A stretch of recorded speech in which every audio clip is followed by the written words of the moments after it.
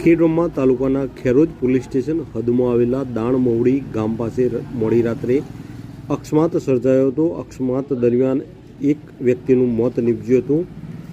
Kheroj police સ્ટેશનની હદમાં ગતરોજ મોડી રાત્રે દાણમવડી ગામ પાસે રાત્રે અકસ્માત સર્જાયો હતો। ઇકો ચાલક GJ01 HV 0856ના ચાલક ખેડબ્રહ્મા તરફથી કોટડા તરફ જઈ રહ્યો હતો। તે દરમિયાન આ અકસ્માત દાણમવડી ગામ પાસે સર્જાયો હતો। ઇકો ચાલકે આ દાણમવડી ગામના વ્યક્તિને ટક્કર મારતા તેનું મોત નીપજ્યું હતું। જ્યારે દાણમવડી ગામના રમેશભાઈ ખાતાભાઈ ઉંમર વર્ષ 35નું અકસ્માત દરમિયાન મરણ થયું હતું। ખેરોજ પોલીસને જાણ થતાં ખેરોજ પોલીસ ઘટના સ્થળ પર પહોંચી હતી। મૃત્યુદેહનો કબજો મેળવી ખેડબ્રહ્મા જનરલ હોસ્પિટલ ખાતે PM અર્થે ખસેડી ખેરોજ પોલીસે વધુ કાર્યવાહી હાથ ધરી હતી।